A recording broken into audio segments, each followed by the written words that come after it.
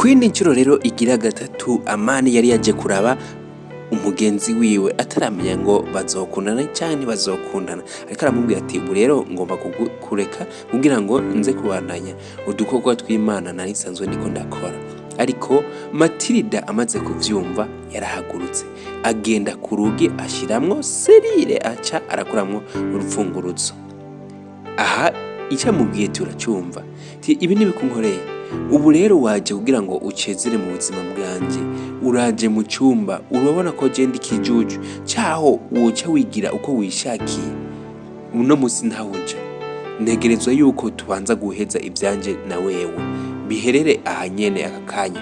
Rero ico kumva yuko ngo hari ahantu ushaka kuja, ico banza ukure no mu mutwe, uja hehe? Mathilda yamubwiye ati aha washitse rero ntabwo usohoka. Ubwo Amani amubwira ati ndavyumva ivyo ushaka, ariko nakubwiye yuko imyemerere y'idini itabinyemerera, banza urindire rero tugire mariage hama tuzobone kubikora twisanzuye, ndakwinginze. Maze Mathilda aramubwira ati nanjye ndakwinginze, nakubwiye yuko ngaha wamaze gushika ahantu mva ngaha, ubu warabonye yuko iyi ariyo nzu yo kuza ngo urikuragira utwo wishakiye, gushaka ngo umukunzi. Aha rero ntuhava. Amani ararahira maze amushira urutoki ku munwa, aba amusunuye ku gitanda kugira ngo yikorere ico yari ashaka gukora. Ubwo Amani atangura guhakana avuga ati Imana izoguhana, ibi bintu ugomba kunkorera Imana izoguhana, ndakwinginze undeke ntunkorere bino bintu. Rero niba utabyemeye Imana izoguhana, umenye ko Imana izoguhana. Ubwo umukobwa yatanguye gukurayo impuzu. Amani yaramwihakanya amubwira ati Mati ibyo nibiki uri kurakora, reka gukora ibyo Mati, ntunkorere ibi. Ariko Mathilda atangura gukurayo n'agatopu k'impuzu ziwe, ubwo naho nyene aba arakoroye. Ariko birangira Amani byase ko yigumya, amaze kubibona ati atangura kumufata mwizosi amupfungurira ibipfungo kugira ngo amukorere umuti. Ariko byarangiye murabizi neza yuko atamukate n'umwe nubwo bari munini imbere yicaye ushobora gukomera, ariko Amani yaratekanye. Birangira Mathilda yikoreye umuti wiwe, ariko tugaruka ari mu mandi masaha y'ijoro. Ubwo Mathilda abari kumwe na Catherine amubwiye ati situwasi ukuntu byagenze, ngo yamubwiye ukuntu yaje yigira nk'imisanzwe, amubwiye yuko ari buze hanyuma baganire noneho birangire ace yigira. Ariko uwo munsi wo ntiyaharokotse. Mathilda yamubwiye yuko yaciye arangira akoze gahunda yiwe, maze yamubwiye ati ubu vyaraheze, nimba azonkunda nimba atazonkunda kuko nari nabikubwiye ni kuri ya nyene nta kizohinduka. Mathilda yamubwiye yuko gahunda ari yayindi nkuko yavyiyemeje, umuhungu wese bazokundana ari ngomba ko ategezwa kurangiza, akaba yahereye kuri Amani. Ariko Catherine yaramurahiye ati n'ubundi vyugira ntabwo ari ivyo na gato. Mathilda yamubwiye ati ibyo kwama aranyiyumvira rega nivyo nashatse kugira ngo gahunda zirangiye. Mathilda yamubwiye kandi yuko ashaka bikore nkuko bari bavuganye, yuko umusore wese bazohura azomuha akamuhereza, hanyuma bikarangira nawe amubrotse nkuko abambere nawe bamugize. Ati ashaka yuko aka kanya Amani abanza akamutesta fresh akamuryohereza, hanyuma bikarangira akoze umupango wiwe. Mathilda rero yakoze kuri telefone kugira ngo yemeze Catherine ko yamaze kwironkera umusore ari we Amani, ariko murabizi neza ko Amani nawe yasenga. Ubwo yasize kuri telefone maze ashira muri hoparlere, amaze kuyirondera ko yumva yuko telefone ya Amani idashobora kurengana. Catherine byaboneka nk'uko umenga biko biramuhimbara canke yabona mu kuntu, ariko Mathilda yongeye gusubizamwo n'iyindi apere ariko biranga. Ubwo amubwiye ati ntiza telefone yawe maze ndabe yuko ntoshobora kuyimuronderako.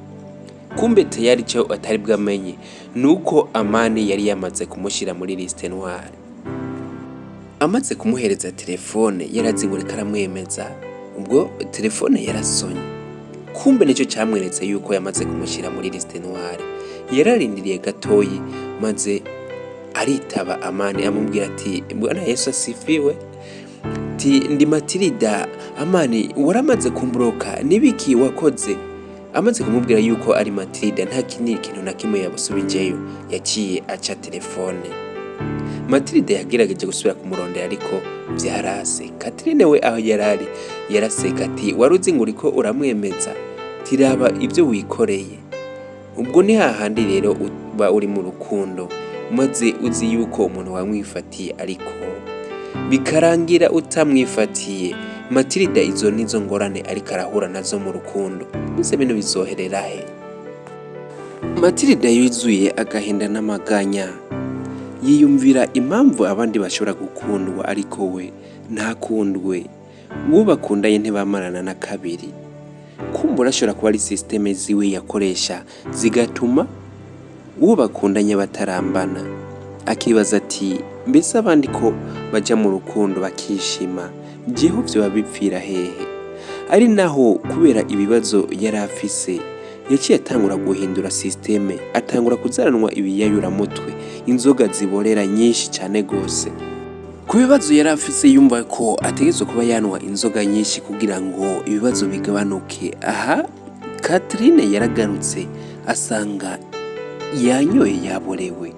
Yaravye hasi inzoga yari amaze kunwa ukuntu zari zingana uburemere bwazo, atangura kuraba ibidaji zavuyemwo.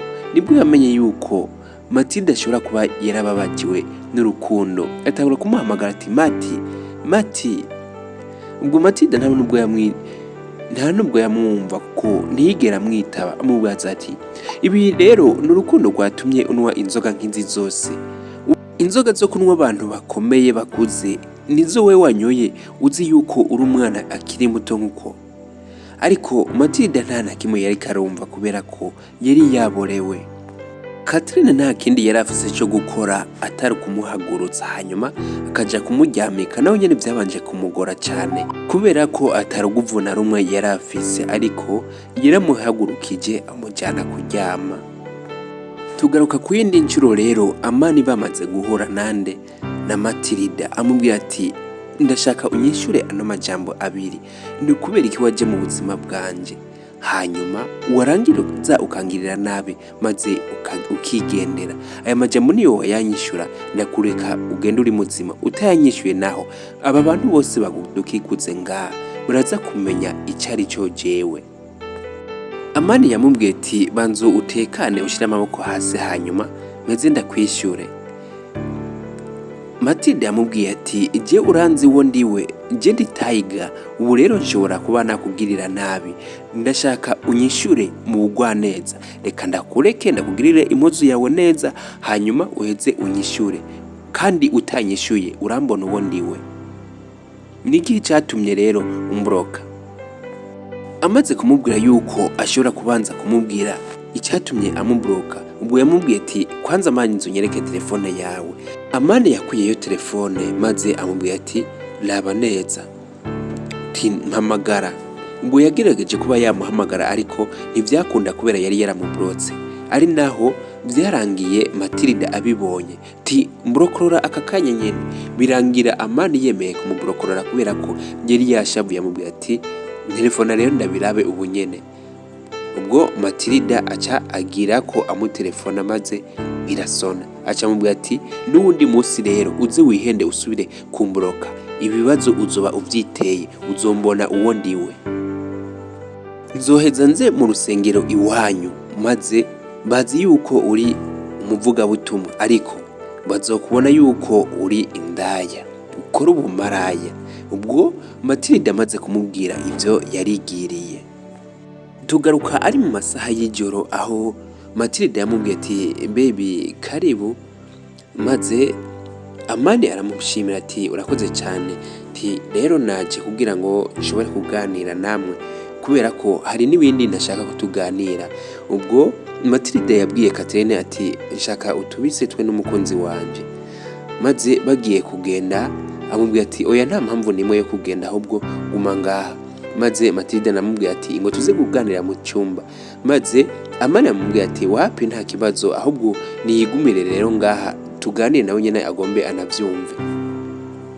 Amani yamubwiye ati mu gihe naza mu buzima bwawe nari fise igisharara cyo kumva ko ndagukunda, mu by'ukuri Mathilda nagukunda bimwe bivuye ku mutima, urukundo rwanjye rwari nk'intahava. Rero hageze aho numva urukundo rwasa n'urwarangiye ku buryo numva nkakigushaka. Aka kanya rero nifuje kuba nakubwira ukuri yuko ntakigushaka mu buzima bw'iwanje kubera ko ivyo wankoreye kandi nawe urabizi. Nagerageje gukora ibishoboka byose kugira ngo mbe niyumvamo ko ndagukunda, ngume nagukunda, ariko umutima wanje nta n'akantu ide katuma numva ko naguma ndagukunda. Ivyo byose Catherine yarabyumva yibaza ibiriko biraja imbere. Amani yabandanije kumubwira ati iciza nuko sanze na shemeji wanje ahari. Ubu rero numva yuko ariko kanya kugira ngo mbe nakubwira ukuri, ntabwo ndagushaka mu buzima bwanjye. Ubwo Mathilda iri akaba ryo jambo ryamukomerekeje mu mutima wiwe ku buryo byamunaniye kwihangana. Amani yongeye kumuvuga ati ariko imbere yuko ngenda ndashaka tubanze gusenga kugira ngo Imana ibandanye idufasha mu byo dukora byose. Catherine yari yumviriye yuko ategezwa kuba yamufasha. Ubwo Amani yarahagurutse kugira ngo asenge, maze Mathilda amuraba urujisho. Ubwo yamuraba nibwo Amani yitoye ikosa, maze amubwira ati okay, hama reka ndabasezerere rero tuzosubira. Niko yagiriye ko anasohoka. Ibi akaba ari byo bintu rero biko birababaza cyane Mathilda, kubona ko uwo baryamanye wese aca agenda. Mbese ikibazo cyo bakiri he? Cyo bakiri kuri Mathilda wewe yemera yuko umuntu wese bakundanye bategezwa kuryamana? Na Catherine namaze kubibona nawe kandi yavuze ati Mati, ndagiye hari utuntu nari ngiye gukora, nibaza ko tuza gusubira. Tugaruka kandi ari mu masaha yo ku gitondo. Ubwo tubona Catherine ariko aganira n'umuntu yaraje aho kanya, amubwira ati rero jewe ndamusanze ngaha, ejo yambwiye yuko hari ahantu agiye, yaraye adatashe. Rero ubwo biboneka ashobora kuba yaraye ngaha kuko ndamubona ko yaborewe cyane gose. Rero ikibazo gifise nuko ntashoboye kumushikana muhira kubera ko nagerageje ku telefona umumotari wanje kugira ngo amufase, ariko vyase kubera ko yambwiye ko ari kure.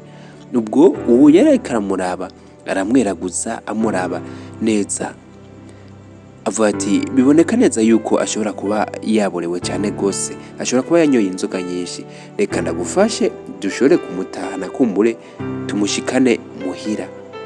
Ubwo baramuteruye kugira ngo bamutahane, ariko byarananiranye, bice biba ngombwa yuko uno mugabo canke nyimba ari umusore sinzi, tuzobibona muri episode zizokurikira, yarahejeje amuterura buke buke. Catherine nawe ari inyuma atora agasakoshi, maze bamujyana hehe baramutahana.